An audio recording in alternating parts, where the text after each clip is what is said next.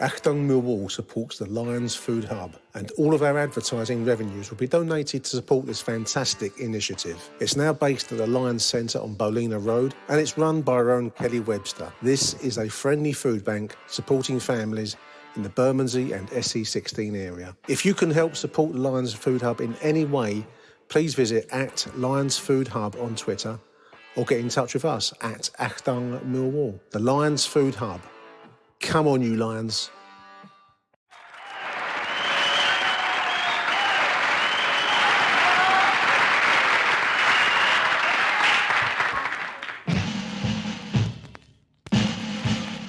Let 'em come, let 'em come, let 'em come.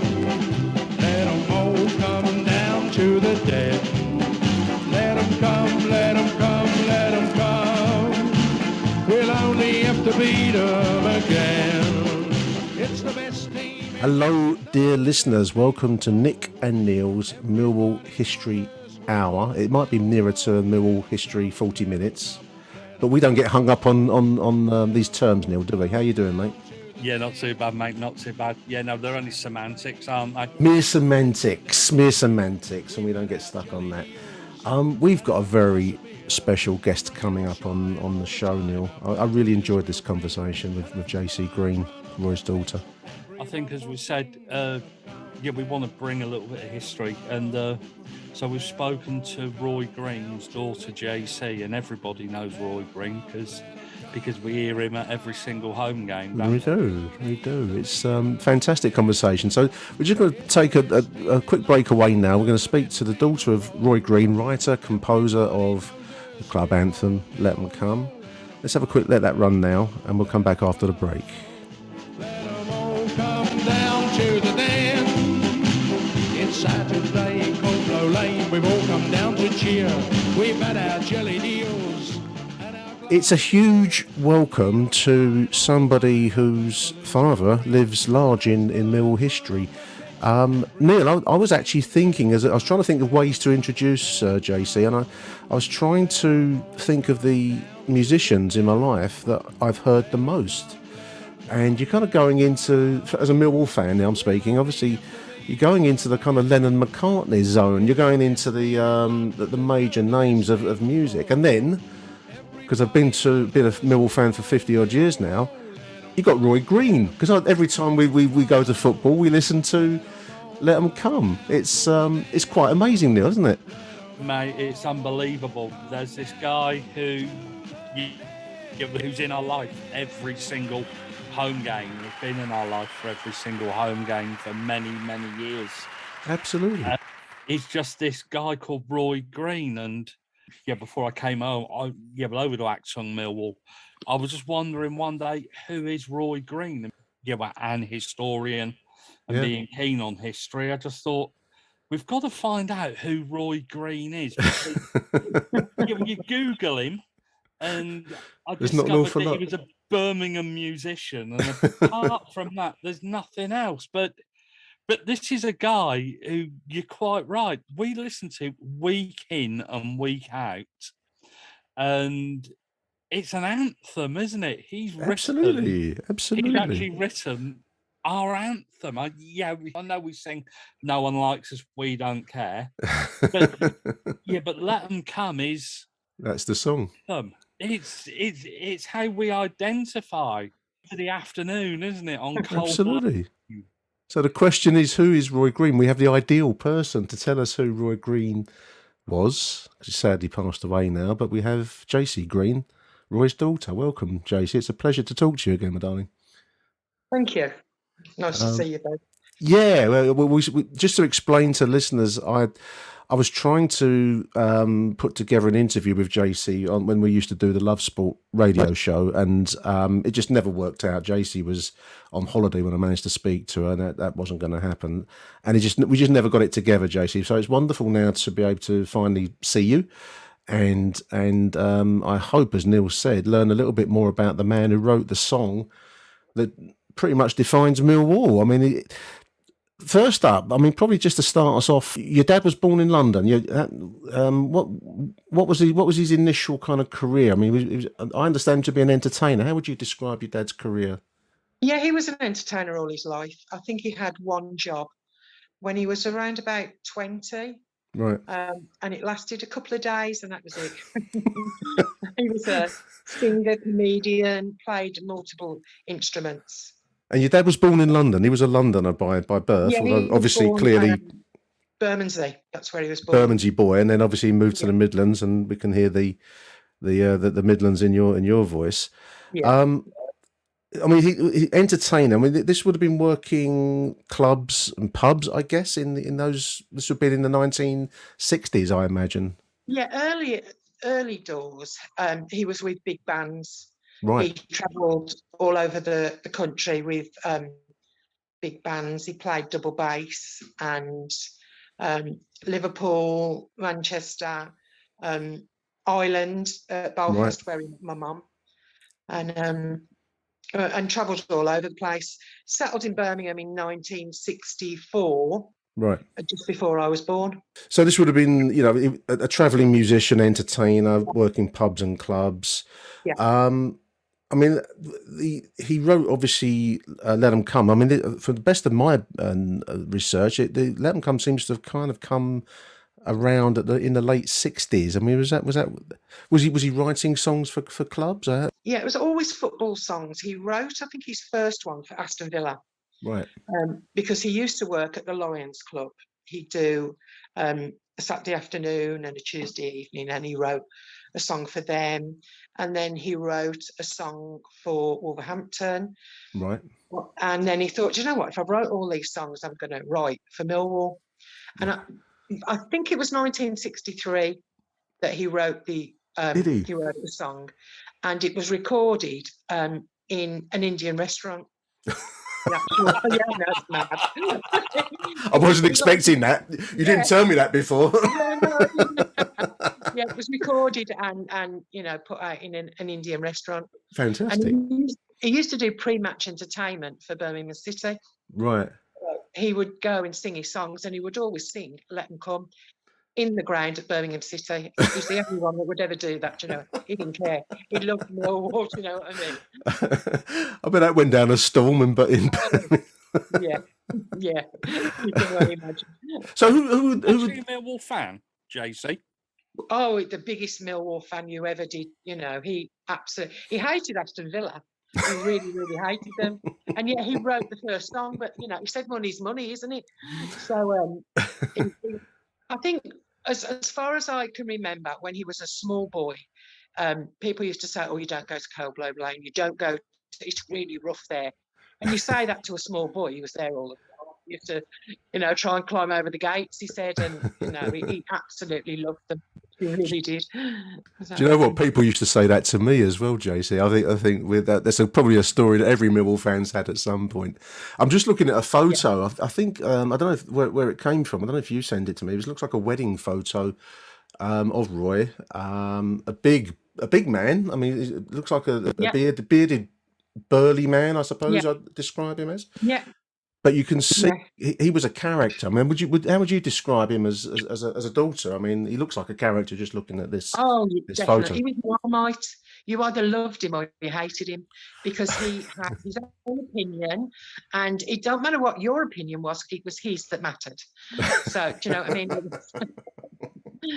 He was, as I say, towards his later life, he'd done a lot of comedy that he thought was funny. I wouldn't, but he did.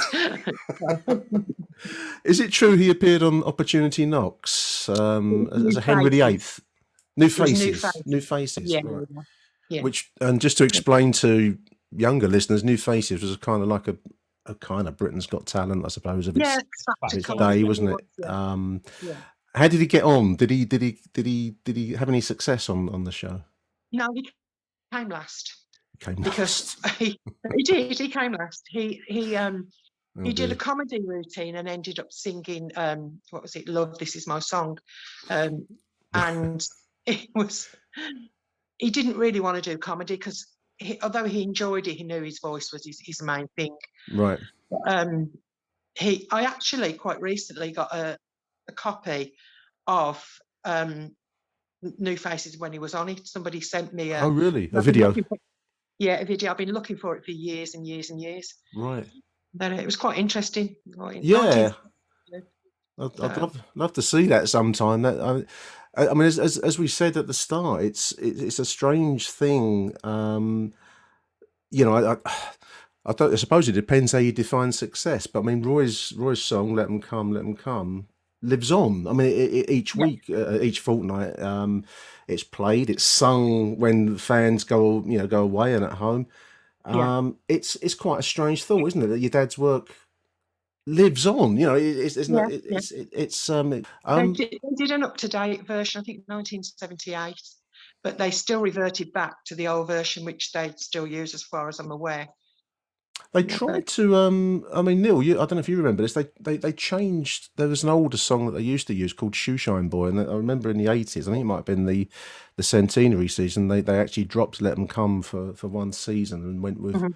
"Shoeshine Boy." But I think by public acclaim, it came back.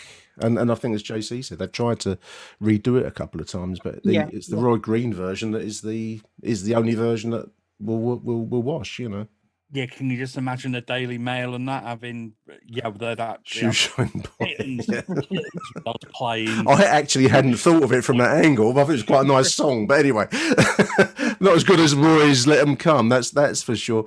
Yeah, no, well, it's the Millwall anthem, isn't it? It's an iconic song, and I must admit, I have heard other versions of it, but it isn't a patch on Roy's original because it's got that big band sound, doesn't it? yeah, yeah. I think Jaycee said that that he was a big band musician.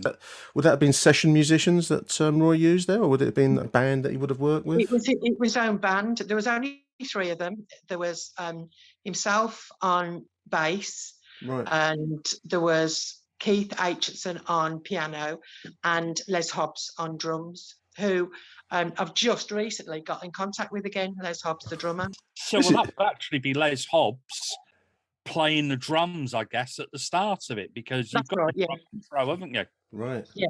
Hmm. And there was a B side. I'm just reading the notes that I took from when we spoke before.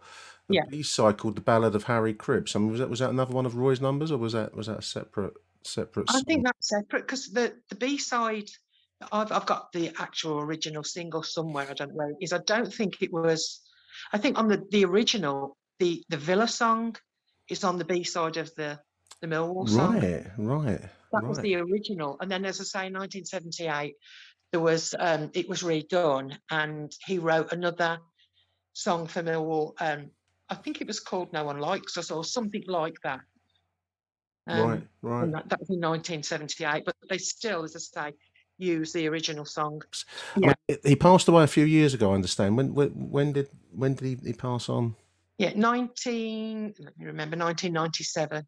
1997. Yeah. Quite a while ago now. Yeah. Do you display any musical talent at all, Jaycee? Can I you used to sing? sing with him up until he died, and then I Right. carried him for about a year, Yeah. and then kind of had enough then. So because I was at school and going up and down the country with him to all different venues, social clubs, as you say, pubs, and Yeah. as a child. So I don't play any instruments. He played lots, but I sang with him. It sounds like quite a hard life. I mean, in the sense of traveling, and probably you're playing to audiences that aren't always appreciative. Quite tough. Yeah, he must have been a tough character, your dad. He was, yeah, yeah. I mean, up until the 80s, where there was a lot of cabaret clubs that you used to go and people wanted to be entertained, and then kind of after the 80s, it was pubs and people not so much really wanted to listen. I mean, he was, he didn't ever die, as they say. No, he didn't. No. Yeah, if he was doing comedy and that wasn't going well, then he'd revert to his voice, and Right. he had a fantastic voice. I mean, you don't really hear the quality of his voice in that song. People said he sounded like someone called Burr Lives. I don't know whether you've Yeah, no, I've heard Burr Lives. Yeah, country singer. Yeah. yeah. Yeah. So he had a strong voice. So if the comedy wasn't going, he'd just sing. So Was there a dispute about the copyright ownership of the song with the club? I mean, I don't know if I don't know enough about it to even ask a question, but I heard Yeah, that, no, I that have the copyright. you hold Um, copyright. Okay, I hold copyright. Yeah. right.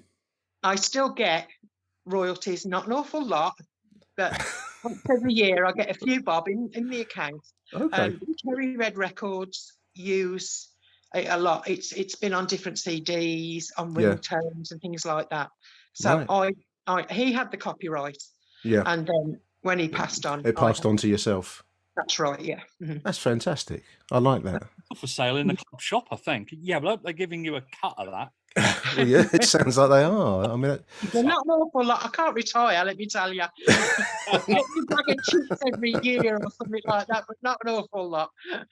you're not in the Caribbean islands yet, JC. That's for sure. I mean, what about his other songs? I mean, you said he wrote the Villa one and the Wolves one. I mean, did they take off with any success, or I mean, was Millwall the one that really made it for him? Yeah, it was in Millwall that the other ones that he wrote. I mean, if I remember right, he wrote one for Steve Bull as well, who used to play Yeah, for the Wolves. the Yeah, Wolves. yeah, Yeah. wow. Nothing ever came of anything like that, apart from it was on some football CDs. Yeah, A yeah, few of them were. The Villa one was, and I think that the the Wolf one as well. But majority is the Let Them Come one that was on a lot of compilation football songs. yeah. So And that's hence the copyright. That's yeah. that's where the thing works. Yeah, I think he stayed in touch with Millwall fans for quite a long time, JC, didn't he? I know that Merv Payne, the Millwall author, tried to find him when we played Birmingham or Yeah. Aston Villa one year. And I think he was also in touch with guys that did the Lion The fanzine. fanzine. Yeah, it did. When he died, they did a tribute to him. So and Millwall sent a lovely football wreath when he died as well. So, and you'd see a lot of the fans when they used to play West Brom, because my ex-partner was a West Brom fan, so he'd go with him to Right. the match. Obviously, always with the away fans. He'd always stay in Millwall. He wouldn't go into nowhere else. I don't blame him for that. Mhm. That's wonderful. It's a pleasure to talk to you again, JC, and to give a little bit more light into the life of Roy and this fantastic song that he wrote. That is, as we've said a few times, is sung so often and has become part of our lives, and yet for many Yeah. people that there'll be no real pre knowledge of Roy and at all. Neil, did you have any more questions for JC? No, I just wanted to thank her really for the very small part that her dad has played in all of our lives. I'm just smiling, just thinking of the lyrics and Yeah. me, because you're at a game, you're all hyped up, and then that familiar tune. Oh, I could. It's odd because you can recite the lyrics like the Lord's Prayer. You know, you just know it. You know, there's no room not to know it, is there? Yeah, but I don't know the Lord's Prayer. Mind you, I'm saying that. I think I'll probably forget half of it now. But anyway, bits of it. But I won't forget Roy Green's "Let 'Em Come." And actually, yeah, I think I want to join Neil, JC, and say, I mean, Roy has sadly passed on now, but to say thank you to you on behalf of all Millwall fans, because it is part of the club, it's part of following Millwall, and it will remain so as long as there's a Millwall. I'm sure that song will remain played, and that's quite a tribute to Roy. I think. I hope it would have brought him some pleasure to know that.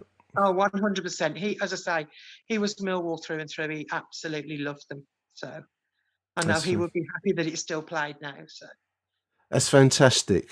Jaycee, it's lovely to meet you again, or to talk to you again, to meet you via Zoom. And we'll keep in touch, no doubt, over time. So big thank you to Jaycee from Neil and myself. And I think there's only one way to play out this interview, and that's with Let 'Em Come, isn't it? So we'll fade now to 100%. Let 'Em Come. Big thank you, Jaycee. It's lovely to talk to you again, madame. Lovely. Thanks a lot. Bye. Take care. All the best. Down to the dead. Let 'em come, let 'em come, let 'em come. We'll only have to beat 'em again. It's the best team in London, no, the best team of both. Everybody knows us, we're called Millwall. Let 'em come, let 'em come, let 'em come. What a fantastic conversation, Neil. I'm hoping that's shone a light into Roy's life for a lot of people. Mate, I've got a huge, huge smile on my face here. And it is to learn just a little bit more about this mystery figure. Absolutely. I mean, Jaycee's a character, and it sounds like she's her father's daughter. Roy sounds like a character too, a typical Millwall character in many respects, and writer of the anthem that I can't imagine it will ever not be played as long as there's a Millwall Football Club. I can't imagine what else they're going to play when they come out. I mean, some what I like about Let 'Em Come now is, when you watch TV or you go to away games, a lot of clubs use kind of clubby type beat music. I don't know. Let me entertain you. Waltz and things like that. And also, Crystal Palace one, Glad All Over. I mean, it's all sad all over. Sad all over. I mean, and I will take my hat off briefly to Charlton. At least they have a unique song, and so do we. I mean, I think there's a place in football for identity, and that song, Let 'Em Come, by Roy Green, is very much bound with Millwall identity, isn't it? Yeah, I think, as you were saying, let me entertain you. I think there's a Prokofiev song that, The Led Zeppelin one, the Kashmir. It's all generic crap, isn't it? It's eroding football's individual identity. Every club used to have an individual identity. Absolutely. And you give that about the Nigels, at least they've kind of got one.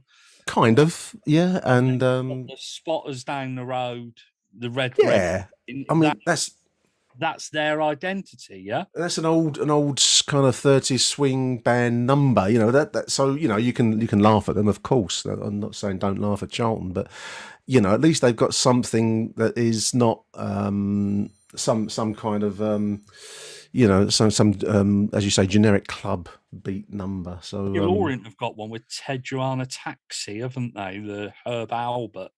That's right. Now that's good. That is probably, after Millwall, that is probably my favourite.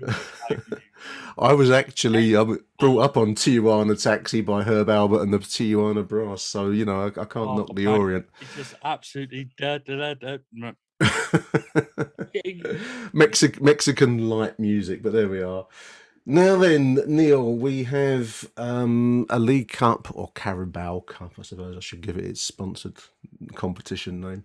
A fixture against Cambridge United next week, 25th. This show will go out ahead of the Carabao Cup fixture, and I thought it might be nice just to have a quick look at some of the fixtures from the past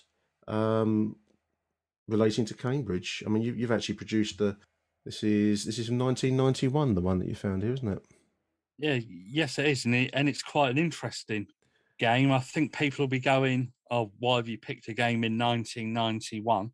7th of September, 91. Looks like we've lost 2-1 there. What's the significance of that one? The significance of that is the person that scored Cambridge United's second goal and winning goal. So we have a debut. No less. On his debut. We have a good player, Paul Kerr, actually. I used to like Paul Kerr. A 4th-minute penalty. This would have been played in second division. I don't know if it was still called Division 2 then, or if it was... it wouldn't. The reorganisation wouldn't have happened at that point. It would have been the second division, I guess. 1991-92 season. So Paul Kerr put Millwall ahead. This would be played at the Abbey Stadium then, Neil, wouldn't it? An away game. No, I think it was actually a game at the Den, mate. At the Den, was it? Oh, mate. Coldblow Lane. I would have been there for this one. Can't remember it. Mike Cheetham equalised on 33. Yeah. And then there's the magic name on 74. Do you want to do the unveil? Who won it? for Cambridge? It was Gary Rowett. Gary. Our manager. I don't remember this game. I would have been there for it, but can't remember it. Mate, it was a game at the start of the season. I think it was under Bruce Rioch. Yeah. And we'd had it was actually Bruce Rioch's last season in charge. I think he got sacked towards the end of that season, didn't he? After a 6-1 defeat at Portsmouth. That's right. Well, he was a difficult character, Bruce Rioch. He was a strange character because I always felt he had a fantastic eye for talent. He was a great bringer in of players that did wonderful jobs that were kind of unknown, unknown characters, but most unpopular man with the players. Yeah, I think he was. Christ, how would you describe him now? He was a sergeant major type, wasn't he? It was either his way or the highway. Yeah, shirt and collar and tie man. Apparently, I think he indoors. I think he didn't have much time for Rick. I think a lot of players fell out with him, and I think it was that sergeant major approach. And this was our 4th defeat in the first 5 games of the season, so you could see that the players weren't playing for him. But there's. I mean, just looking at the notes that you sent me here, Bruce Rick, 4th defeat in 5 games. You're correct. But look at the talent that we signed that summer. Chris Armstrong. I mean, what a player, what a talent to brought out of nowhere, seemingly. That was after he'd actually ran riot against us, I think, in a pre-season friendly for Wrexham. Wrexham, that's right. He came on as a sub, and I think that Rioch signed him off the back of that. And it was actually quite a rare start for him. I think the vast majority of Chris Armstrong's games came off the bench, didn't they? Yeah, he was very, very fast. I suppose I'm just trying to think of a modern day equivalent. I mean, Thierry Henry. I mean, I know that's probably putting him into a higher category than perhaps Armstrong, maybe Merrill, but he was a very good player, nevertheless. But he was that kind of striker. He wasn't your physical, big, traditional Millwall centre forward. He was a quick, fast-thinking, speedy merchant, wasn't he? Yeah, no, well, he had the traditional type of Millwall striker alongside him. Yes, he does. I'm just looking at the team lineup. Yeah, Mark Falco. Mark Falco was your traditional Millwall. Well, that must be a collector's item. Mark Falco in a Millwall shirt. Well, do you know? Until then, I'd actually forgotten that Mark Falco had actually played for us. Yeah, briefly he did. Did he make his name with? Was it Spurs back in? Yeah, Tottenham. He was a Tottenham boy, wasn't he? And he played briefly for us. He didn't play many, I don't think. I haven't got the numbers to hand, so feel free to email your complaints about lack of detail on this, listeners. I didn't do an awful lot of prep, and I'm very much blagging my way using Neil's notes and my fading memory. But yeah, I think he'd had quite a good career with them. He was an injury-prone striker, I think. QPR. He had a QPR. Yeah, no, he had a good spell at QPR, I think, and yeah. So Cambridge 2, Millwall 1, Cambridge 2, September 1990. I just want to run through this side. I mentioned Aidan Davidson on Twitter the other day as a player of the season. There's a collection of goalkeepers, including Jordan Archer, listeners, who have won player of the season, and Aidan Davidson is probably one of the lesser remembered goalkeepers. Yeah, he was player of the season. I think it was 91-92 because he would move on with Rioch. I think didn't Rioch go to Bolton after us, Neil? Yeah, I think he did. I think and I think he certainly re-signed a couple of players from us, didn't he? I think Aidan Davidson was one. Apparently, bit of a strange character. Was he? He always looked a bit odd in the photos, but that's I'll be criticised by various partners over time for judging people on their looks, and I've always think it's quite a good gut instinct. But I think it was Casey Keller once told me that it was house sharing. I think with Aidan Davidson. Was he house sharing with him? And they came home one day and they wanted a shower, and they found that Aidan Davidson had dismantled a motorbike and put it in the shower. Oh, this is the content you want, listeners. I haven't heard that one before. He's actually listening to this and he wants to correct that story. Do get in touch. We'd love to have you on, Casey. I'm going to run through the lineup. Aidan Davidson, we've mentioned in goal. Steve Wood, what a defender, classic defender from the promotion season and Division 1 days. Brilliant defender. Now actually a top football agent. Is he? Is that what Yep. he does these days? Yeah. I really like Steve Wood. He was he had an elegance about him, and yet he was strong as well. But on that note, I mean, alongside him, 1, 2, 3, number 3, Colin Cooper. What a player, Neil. Oh, that man was a Rolls Royce of a fullback, wasn't he? Came from Middlesbrough. I think we signed him from Middlesbrough, if memory serves. Or he went, no, Forest. He came from Forest, didn't he? Guy at Coops. Or did we sell him to Forest? I can't remember. God knows. All I know is he was brilliant and superb player, and he was actually a very nice guy. Because back in the day when I used to cover games for the Daily Mirror, yeah, and Millwall was primarily the club that I covered, and he was one of those players that you could speak to after a game, and he always had time to stop and talk to you. Yeah, along with Rhino, people like that, and Jamie Morley, right, Alex Ray, people that if you said, "Oh, can I have your numbers?" yeah, because that's how you did things back then. Yep. Would you phone players? They gave you the home phone number. Different era, isn't it? And the way you went, you can just imagine asking Ryan Leonard, does somebody know can I have your phone number? You get absolutely chinned by Billy and everyone else. Yeah, you wouldn't get past the PR level, would you? Another good player, Coops. We've touched on. Very well thought of, Colin Cooper to this day. In all honesty, his reputation continues. Ian Bogey, I liked Ian Bogey. He was one of those players never made a huge mark, but he was a ball playing midfielder, wasn't he, Bogey? Yeah, he was a fantastic passer of a ball, wasn't he? Beautiful. Ian Bogey, he was he. Yeah, you look at this team and you're wondering so far why are we bloody struggling, because the first 4 players that we've read, well, we've oozed over, haven't we? Yeah, no, I agree. I mean, just to go back to Bogey for a moment, that was my favourite witty one-liner I ever heard on the halfway line when Bogey, being a ball-playing midfielder, listeners, obviously Millwall fans don't always take to them. They like the more robust. Unless you look and sound and feel like Terry Hurlock, you're probably not going to be as loved as you should be, maybe at other clubs. But Bogey was a ball-playing midfielder. And he was drawing some comment from the halfway line, and I just always this line stuck in my head about "Oi, Bogey, you're getting up my nose." It made me laugh, and it continues to make me laugh to this day, Neil. It's still Mate, that is absolutely a typical Millwall comment, isn't you it? get up my nose, Bogey. Dave Thompson. Now, perhaps just to answer your point there, Neil. I mean, Dave Thompson, very willing defender. That might be the answer to some of the issues, because there was a mistake in Dave in every game, and there was a lot of effort and willingness to give everything, but he could be fragile, couldn't he?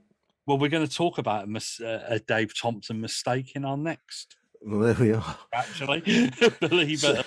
I don't know if you've looked that far down. No, I haven't gone that far down. We'll come back to Dave in that case. The substitute there's Kenny Cunningham. We've just been oozing about some defenders, Neil. I mean, there's another player to ooze over. I used to love Kenny Cunningham. Mate, legendary, wasn't he? He was absolutely. Yeah, well, I know we're saying, oh, fantastic player, but he absolutely was. You could see quite early on that he was destined for better things, shall we say? And that's not to put ourselves down, but Kenny Cunningham, what a fantastic footballer. He moved on to Wimbledon, I think, with John Goodman when the club was in tough times, financial tough times, and we had to sell our best and brightest, and Kenny moved on there in the Premier League, and we weren't. Spent a long time at Wimbledon as well. Yeah, he's one of those. He reminded. I mean, in a different way, Sean Williams being that is a kind of a loyalty, and I think Kenny had a similar kind of loyalty to the clubs that he felt like he was part of them, both us and at Wimbledon. I'd say in Kenny's case. Yeah. Alan McCleary will be part of the successful sides of the late 80s and would go on to manage the club and probably sow the seeds for Mark McGee's eventual success alongside Rhino as joint managers. Paul Kerr we've mentioned already, but there's a player I hadn't thought of, John Colquhoun, in a long time, Neil, and seeing him on your team sheet here, John Colquhoun. I like John Calhoun. He was a good, skillful striker. And again, same point that you've made a few times. How did this team not have greater success? Because he was a good player. Yeah, he was part of that little group that came from Scotland around about the same time, wasn't he? Yeah. Very well thought of at Hearts. Was it Hearts he played? Hart the Midlothian. Just trying to describe his style. I suppose he was kind of like a wing, a forward-thinking midfielder, attacking wide midfielder. I suppose you'd call him. Very fast, a very intelligent player. He seemed to me to be on the ball, watching from the lower part of the halfway line. Probably actually the kind of player that we could do with now, actually. We could. There's a few of this team that we could do with right now. We've Right. mentioned Mark Falco. We could probably drop him out. I mean, Matt Smith would be similar. Although I think Smith's hit rate for us is a lot better than Mark Falco's. Chris Armstrong, we've mentioned. We could certainly do with Chris Armstrong in the side coming in. And then a player that inspired of, I mean, there's this Marmite expression, isn't there? Phil Barber. You either loved him or you hated him. I didn't mind Phil Barber, but many didn't like him, Neil, did they? I think it was probably because of his Palace connection. Palace connections. wasn't it? Possibly where he was part of their squad that got to the FA Cup final, wasn't he? And That's right. Paul yeah, Stevenson replaced him in this game. There's a good player, Paul Stevenson. Paul Stevenson, another Geordie. magnificent player. And yeah, you look at that side and you quite wonder. Yeah, well, I know we were on our downers then, weren't we? I think it was. But we were producing and we were bringing through decent players. And long time ago now, but I think it's hard to underestimate the depression of having Bruce Rioch as your manager, and I think that this team with a different manager could and should have bounced straight back into Division 1. They were good enough, weren't they? I mean, the football that we were playing was also a passing style. I know there's a theory in at the Mill that I don't know that you need a long ball style to get it up to someone like a Steve Morrison or a Falco or a Matt Smith or somebody, but that was a passing style of football that Rioch instituted there. Yeah, to be honest, he had a lot of success as a manager, didn't he? When he went up to Bolton Wanderers and he took them to League Cup finals and got them promoted to the first division. Did he join Arsenal before us or after us? I can't remember the Bruce Rioch story. Would it have been after he left us that he went to Arsenal? No, because he got sacked and Arsene Wenger came in, didn't he, to Arsenal? So that I think it was Bolton that made him as a manager. Yeah. I think we probably shredded his nerves somewhat. I think that his lack of popularity that then did for him in the end, and I think that was a good side that we just described there, and that, I think in truth that was a side that should have done a lot better. Achtung, Millwall. So I'm just moving on now to the second fixture that you've chosen here, Neil, which was a 1-1 draw played on the 30th of January 1990. FA Cup game, was this be? Yeah, FA Cup game. I think we're drawn on the Saturday. Yeah, because I was at that game. Yeah, that was a draw. And then we lost the replay, didn't we? We got beat at. Yeah, Tony Cascarino puts ahead in the first game, and then John Taylor, who I think we mentioned as the player that came off for Gary Rowett a few years later, or a year or so. Yeah. But to be honest, it's difficult finding games between Millwall and Cambridge because we've only played them about 16 times, and we haven't played them since like January 2003, which is absolutely ridiculous. Which was also an FA Cup tie. I don't know if you remember that. We went up there and snowy January was it, and vaguely, I'm getting to the stage where I can remember 35 years ago, but not last week, Neil. I think that's where I'm headed, listeners. So choose your podcasts accordingly. I'm just looking at the replay. I mean, I remember us getting beat at Cambridge, and I'm just seeing on your notes a Dave Thompson own goal. I do remember this now. I was listening to it on the radio. This was there was no iFollow back then, listeners, nor any even in illegal, illicit streams. This was, you had to listen to the radio if you couldn't go, and I couldn't get up there. And all I remember was kicking the. I think I kicked the settee, and I think I put my foot in. I think I busted it with a loud swear word when this was announced. 116 minutes, 4 minutes short of extra time. I think everybody had consigned themselves to this game going to go to penalties. I think Cambridge were doing quite well at the time in the 4th division. They had. Was that in the John Beck era there, Neil? Would that have been at that point? Yes. Yeah, no, it was. And Dion Dublin, I think, played Dion it. Dublin. And also, as we've said already, Gary Rowett later. John Beck, just for those that don't know, he was he kind of took the Wimbledon style, Neil, and kind of maxed it, didn't he? He went further than the Crazy Gang ever did with. Oh mate, he was Wimbledon on steroids. This guy.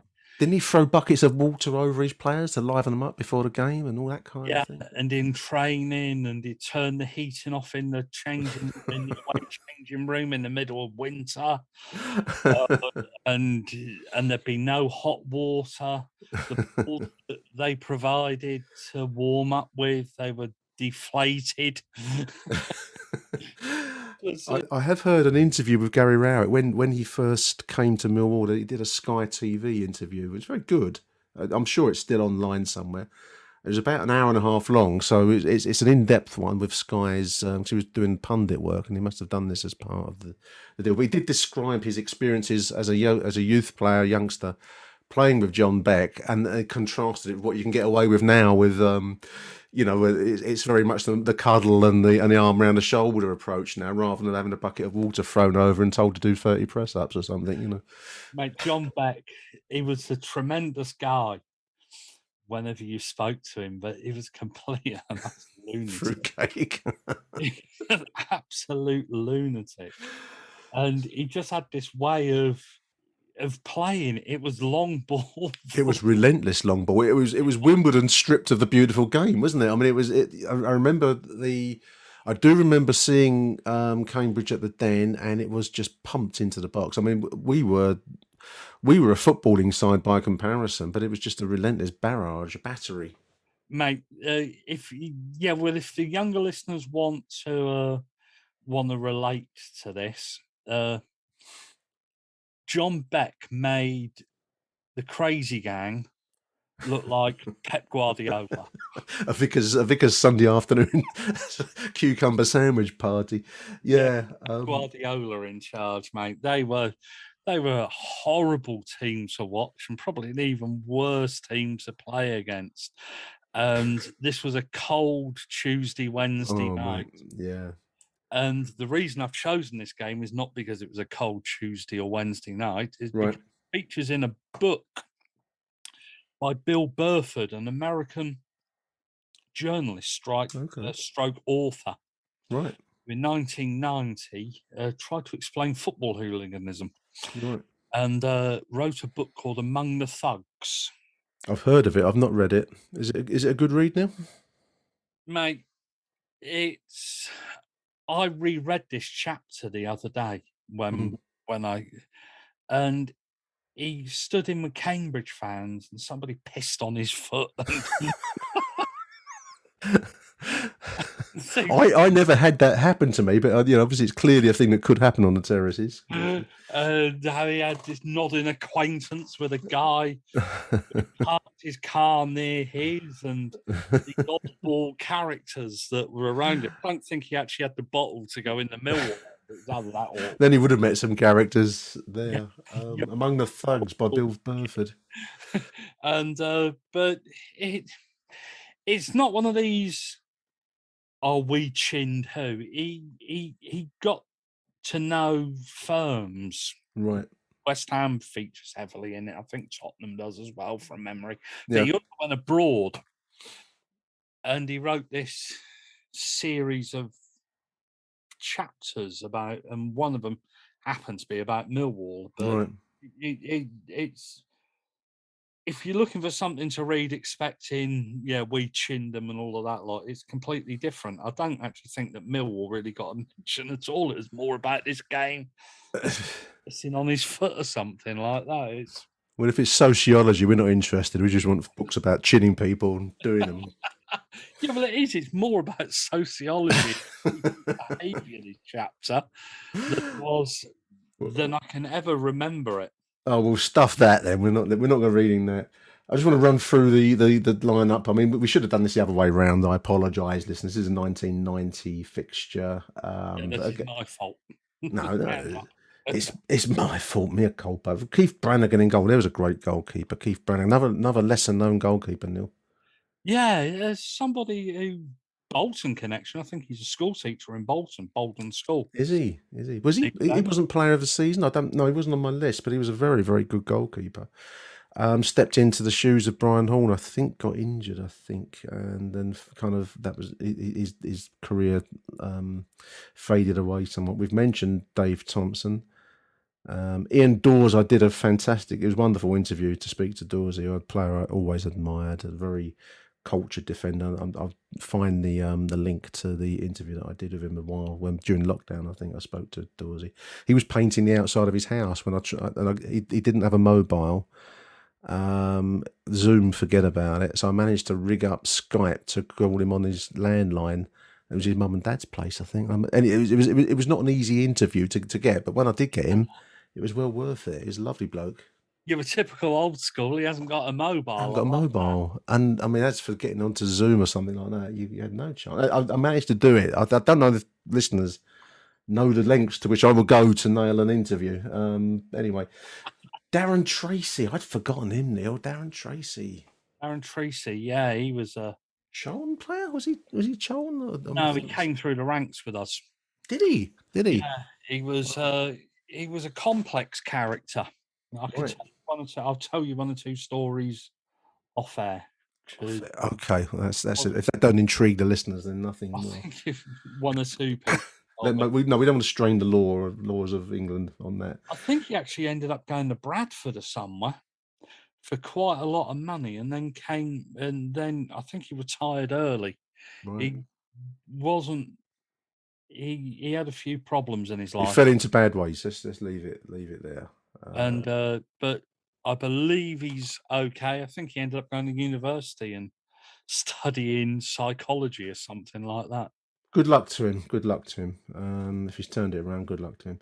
Steve Wood, we've mentioned. Alan McCleary, we've mentioned. Both stalwarts of the classic 1988 side. Jimmy Carter, very well known. He still works at the club now to this day. I think as a match day host, Jimmy, doesn't he? I love Jimmy Carter, Neil. I think he was a wonderful, wonderful winger. Something always happened when Jimmy got the ball, didn't it? Mate, Jimmy Carter was your archetypal 1980s, 1990s winger, wasn't he? Yeah. Just had pace, skill, speed. He was entertainment. I'd put him in the same category as players like Paul Iafil and players like that. You never knew what would. And Trevor Lee back in the 70s, when they got the ball, something happened. You sat forwards. Mate is a fantastic guy as well. I've interviewed him for Where Are They Now features. Yeah. And such a lovely, lovely guy who came back to the club for a few years, didn't he? I think he's still around the club. I think he still knocks around. I think he does tours and things like that, and the kind of the hosting and that kind of business. Substituted by Paul Goddard, our most expensive player for many, many years. Paul Goddard, now a football agent. Is he? Yeah. A very successful player, Neil. I mean, we laugh because he was not successful with Millwall, but I mean, he came to us with a goal-scoring reputation at Newcastle and West Ham, which it didn't help his cause, did it? Mate, I think that he was that kind of player that we needed goals. And if you looked at his record, I think you probably think it was probably on paper, it probably looked quite a good signing, didn't it? He played for England. He was in England international. He was well rated. And we paid £1 million for him nearly, which by our standards was unbelievable. Well, yeah, it was our club record signing for about 30 years, wasn't he? That's but we don't know if what says more. that we didn't spend £1 million for about 30 years, or yeah, well, or if the signing of Paul Goddard put us off signing anybody more Well, expensive. when you put together Goddard in the 1989, 1990, then the construction of the new den as it was then the Russians after that, I think we were bankrupted. we had moths flying out of the bank account, didn't we, at the end of that period? Yeah, well, I think we're very lucky I still have a To club. still be existence. Actually, I know there's probably a fair few people that are wishing that there wasn't a Millwall Football Club too. Then we've got Les Briley, club legend, Teddy Sheringham, who needs no introduction, Tony Cascarin and Paul Stevenson, we've mentioned already. Great choices of fixtures. I was struck. I mean, I had a brief look just before the show started at we just haven't played Cambridge very often. I mean, 2003 is the last fixture. Not very often before that, really, no. It's just... No, 16 games. They only came into the Football League, I think, in 1970, 1971? Yeah, back when a new club coming into league was a novelty. I remember well Wigan joining the league, and then Wimbledon, obviously, and then Cambridge. There was a little flurry of interchange. You know, Cambridge came first in I think they probably replaced Barrow as somebody. Barrow, yeah, who have actually returned to the league now. But yeah, and but of course you had to be voted into the league. Then there wasn't you win the conference and then you. No. But I spoke to Dave Sullivan about this because obviously we try and go back. Yep. And I saw this spread of fixtures and I thought, oh Christ almighty, this isn't going to be easy. So I thought maybe we played them in a friendly in the 50s. And Dave Sullivan, a guy who knows everything there possibly ever is to know about Millwall Football Club and everything in between. Yeah. Well, Neil, I don't think we've played them. And he came up with some fixture of some friendly a few years ago. And apparently he could only think of one pre-season friendly. Wow. It just goes to show that games against Cambridge are a collector's item. Absolutely. And I think that last game that we played I think we were pretty lucky to win it. Didn't they have a guy called Paul Kitson up front? Or Kitson up front? I can't remember. Kitson rings a bell. And he, ginger-haired geezer, ran as ragged. Yeah. Just looking at the results here, this would be in the 2000. So it'd be the 2002-03 season. We had an FA Cup away fixture, 1-1 at Cambridge away on the 4th of Jan of 2003, and then a 3-2 win at home on the 14th of January. That's the last time we played them.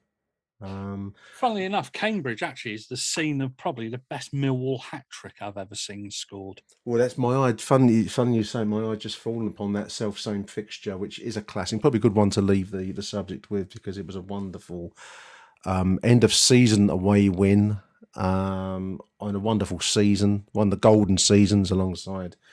I mean, 88 has its own place, but the 2001 promotion winning side comes a very close second in my That was a night game. I can remember this because it's one of the. Yeah. I think it was the first night away game I took my son to. That was Cambridge 1. Played on the 17th of April, Neil, 2001. Cambridge 1, Millwall 5, including Paul Eiffel hat-trick, if memory serves.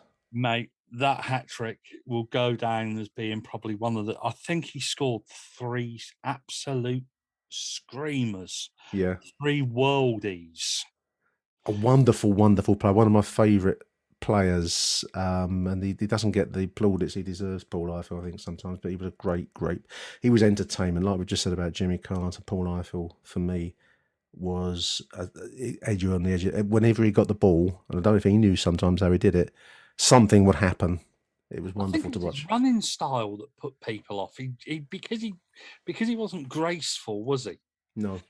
He was effective, but he wasn't elegant to watch. That's for sure.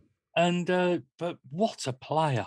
And I will always remember that night. Not only because I think it was my son's first midweek away game. Cambridge, but for 2 reasons. One was Christoph Kinney was in the seats. Right. and the police were trying to turf a couple of people out at half time. And the look on Christoph Kinney's face was unbelievable, thinking, what the fuck is going on here? Sorry. And then at the end of the game, it's quite a long way back to Cambridge Station. Yeah, it's out in the middle of nowhere, the Abbey Stadium, isn't it? Yeah, so I can remember that, well, we got a bus back because obviously we wanted to get this train because my boy had to go to school the next day. Yeah. And there was a load of Millwall just got put onto this bus, and the bus driver said, "Oh, I'm not going anywhere near the station." And the police said, "Do you know who this lot are? You are now." And we went straight to the bloody station, non-stop, and we missed some old dear's stop. So we were just telling the driver, "Look, we'll just let her off for God's sake." And Wonderful there stuff. were people, bloody Millwall.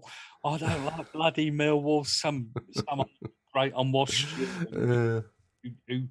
who didn't want to go anywhere near the station with 30, 40 Millwall fans on a single-decker bus. Wonderful stuff. I think that's a good moment to leave the Millwall Cambridge preview. Caribou Cup will be played on the 25th. It'll be one of the very few fixtures, comparatively few fixtures between the two clubs. Big thank you, Neil, for joining the show today, mate. It's been a pleasure today. It's been enjoyable. Yeah, no problem at all, mate. It was great just to have Jaycee on and talk about a few games and with a couple of fixtures, and then memory lane. That's I hope people are enjoying this. I've had a couple of messages, people saying that they have enjoyed it. I'm hoping we're getting the kids to listen to our show, Neil. I think some a bit of depth of who are you? Yeah, we're down with the kids. Down with the kids. Thank you for listening, dear listeners, and you kids. And we'll be back soon with another edition of Nick and Neil's Millwall History Hour. I think it might be an hour now. Thanks for listening. Thank you for listening to AchtungMillwall. If you enjoyed the show, please head over to Apple Podcasts and leave us a cheeky little review. Arrivederci Millwall. Till next time. Who do you want to watch?